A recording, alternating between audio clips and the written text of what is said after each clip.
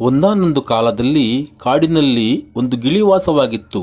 ಅದಕ್ಕೆ ಒಂದು ಅಭ್ಯಾಸವಿತ್ತು, ಸುಳ್ಳೇಳುವುದು. ಹೇಯ್, ಇವತ್ತು ನಾನು ಏನ್ ತಿಂದೆ ಗೊತ್ತಾ? ಒಂದು ಭರ್ಜರಿ ಊಟ. ಎಷ್ಟೊಂದು ವಿಧ ವಿಧವಾದ ಸ್ವೀಟ್ಗಳಿದ್ವು. ಅದು ಒಂದು ದೊಡ್ಡ ಪಾರ್ಟಿ ಆಗಿತ್ತು ಗೊತ್ತಾ? ನಿಜವಾಗ್ಲೂ? ಎಲ್ಲಿ? ಒಂದು ದೊಡ್ಡ ಶ್ರೀಮಂತನ ಮನೆಯಲ್ಲಿ. ನಾನು ನಿನ್ ಹೇಳಿದ್ದೆ ಗೊತ್ತಾ? ನಾನು ಅಂದ್ರೆ ಅವನಿಗೆ ತುಂಬಾ ಇಷ್ಟ. ಸುಳ್ಳು ಹೇಳ್ಬೇಡ ಬಕ್ ಬಕ್. ಪಾಪ, ಅದನ್ನು ಯಾಮರ್ಸ್ಬೇಡ. ನೀನು ಬೆಳಿಗ್ಗೆ ಒಣಮೆಣಸಿಗೆ ತಿಂತಾ ಇದ್ದು ನಾನು ನೋಡ್ದೆ. ನೀನ್ ಇದೇ ಮರದ ಮೇಲೆ ಕೂತಿದ್ದೆ. ಏನ್ ಗೊತ್ತಾ, ನಾನು ನಿನ್ನಂತರ ಕೊಡಕ್ ಟೈಮ್ ಇಲ್ಲ. ನಾನು ಇನ್ನೊಂದ್ ಕಡೆ ಊಟಕ್ಕೆ ಹೋಗ್ಬೇಕು. ಬರ್ತೀನಿ. ಆಹಾ, ಅದ್ರ ಮಾತು ಕೇಳಬೇಡ, ಅದು ಸುಳ್ಳು ಹೇಳುತ್ತೆ. ಆದರೆ ಬಕ್ಬಕ್ಕು ಅಲ್ಗೋಗೋದನ್ನ ನಿಲ್ಸಿಲ್ಲ. ಅಲ್ಲೇ ಹಾರ್ಕೊಂಡು ಹೋಗ್ತಿತ್ತು. ಮತ್ತೆ ಒಂದ್ಸರಿ ನಾನು ಹದ್ದಿಗಿನ್ನ ಮೇಲಾರಿದ್ದೆ. ಸಿಂಹ ಒಂದ್ಸರಿ ಪ್ರಧಾನಮಂತ್ರಿ ಆಗ ಕೇಳಿತ್ತು. ನಾನೇ ಬೇಡ ಅಂದೆ. ನನ್ನ ಹತ್ರ ಒಂದು ದೊಡ್ಡ ಗಣಿ ಇದೆ. ಬೇಕಾದ್ರೆ ನಾನು ಇಡೀ ಅರಣ್ಯನೇ ಕೊಂಡ್ಕೊಬಹುದು. ಒಬ್ಳು ಹುಡುಗಿ ಹೇಳಿದ್ದು ನಾನು ಅವಳಿಗಿಂತ ಚೆನ್ನಾಗಿ ಆಡ್ತೀನಿ ಅಂತ. ಒಂದು ದಿನ ಆ ಪಾರಿವಾಳ ಆ ಕಾಡಿನ ಭಾಗಕ್ಕೆ ಬಂತು. ಹೇಯ್, ನೀನ್ ನೋಡಕ್ ಸುಂದರವಾದ ಪಕ್ಷಿ. ಯಾರು ನೀನು?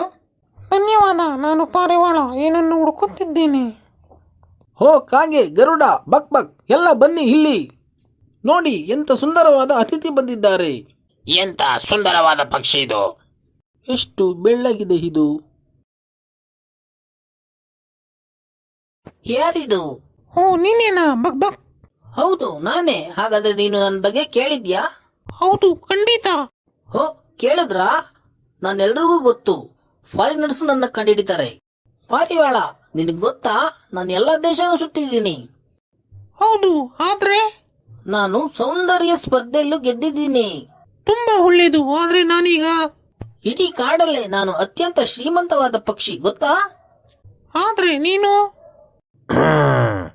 ಕೆಳಗ್ ಬಾ ಪಾರಿವಾಳ, ವಾಪಸ್ ಬಾ. ಇದು ಒಳ್ಳೆ ಉಪಾಯವಲ್ಲ. ಈಗಾಗ್ಲೇ ಅವನ ಹತ್ರ ಎಲ್ಲ ಇದೆ. ಹೋ, ಯಾವ್ದ್ರ ಬಗ್ಗೆ ಅದು? ಅದನ್ನೇ ನಾನು ಅವಾಗಿಂದ ಹೇಳಕ್ ಹೊರಟದ್ದು. ನಾನು ರಾಜನ ಸೇವಕ. ರಾಜ ನೀವೆಲ್ಲ ಅವನ ಅರಮನೆಯಲ್ಲಿರ್ಬೇಕಂತ ಬಯಸ್ತಾನೆ. ಒಳ್ಳೆ ಊಟ, ಹಲವಾರು ಸೇವಕರು, ಎಲ್ಲಾನು. ಆದ್ರೆ ಅವನೀಗ ಮನ್ಸು ಬದಲಾಯಿಸಿದ್ದಾನೆ. ಅಯ್ಯೋ, ಆದ್ರೆ ನನ್ಗೆ ಏನು ಪರವಾಗಿಲ್ಲ, ನಾನೀಗ ಹೊರಡ್ತೀನಿ.